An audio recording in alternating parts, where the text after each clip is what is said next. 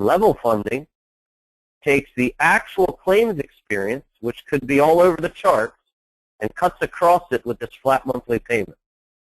This flat monthly payment is 1/12 of that $1.2 million, so $100,000 a month from my prior slide.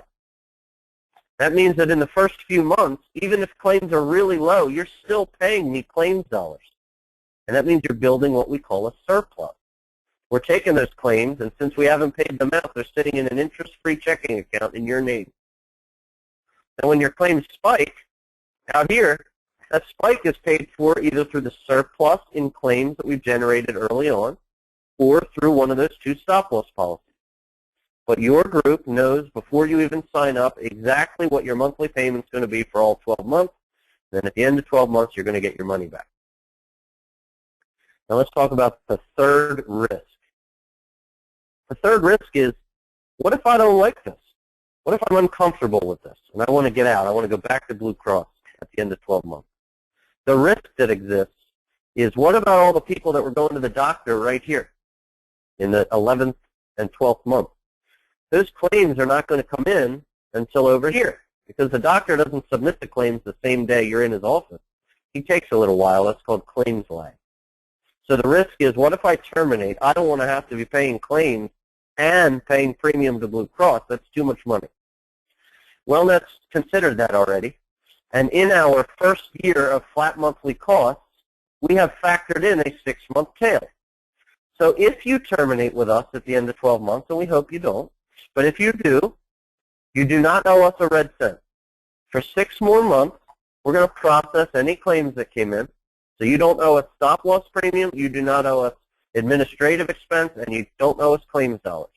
We're going to process claims for 6 months, and then at this point right here, any monies left in your claims account, any money out of that $800,000 I talked about before, is returned to you at 100%, even in the event that you terminated with us. Like having your cake and eating it too. So the question merely becomes, is WellNet able to generate a proposal that is financially attractive? That's what we're going to look at right now. So this is what you're used to seeing from your fully insured carriers.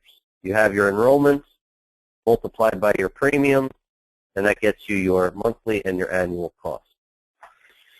All we're doing as an organization is filling in the white space. All stop-loss contracts, at least from us, unless you request a different one, are going to run on a 12/18 contract basis.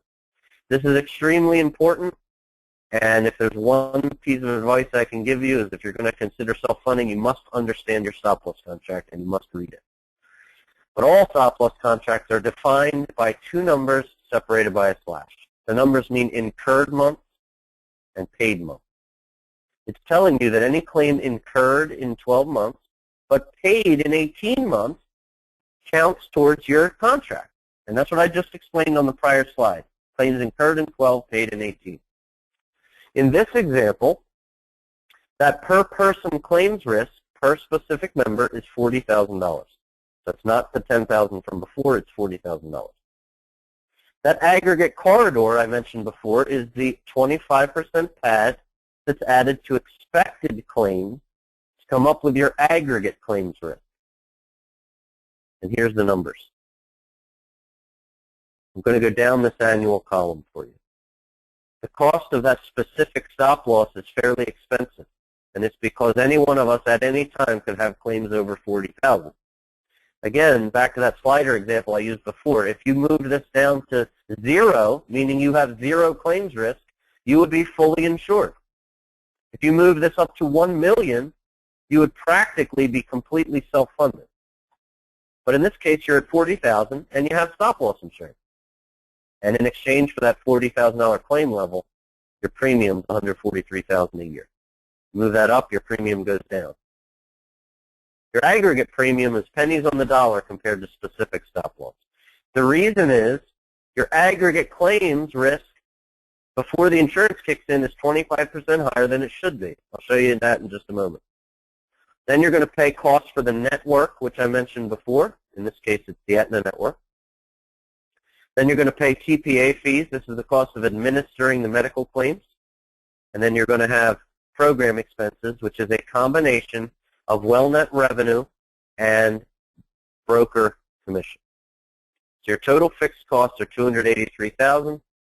Then you have your expected claim. This is what we think is going to happen based on what's happened historically. Then we add the 25% corridor. So here, these two, the sum of these two numbers is your claims risk. Claims over $40,000 paid by specific stop loss. Claims under $40,000, here's the risk, $360,000 and change.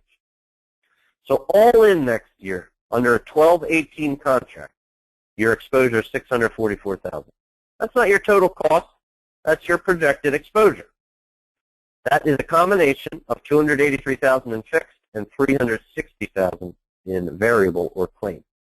The way I've explained level funding so far is we take $644,000, we divide it by 12 months, and this is what you pay WellNet. Very simple. Your invoice will be simple to understand. You'll pay $53,696, and the way we get to this number is we take your 4-tier premium equivalent and multiply it by your enrollment. That tells us how much you should pay every month. Now fast forward to the end of the 12th month. End of 12 months, you terminate with WellNet. You paid us our $644, you're good to go. You go back to Blue Cross for whatever reason. For 6 more months, because of this tail, the 18-month paid period, I'm going to use this $644, and I'm going to process any claims that come in. Any claims under $40,000 we pay out of this bucket. Any claims over $40,000 are paid by specific stop loss. At the end of the 18th month, any dollars left in this account are yours to keep. We do not keep a penny.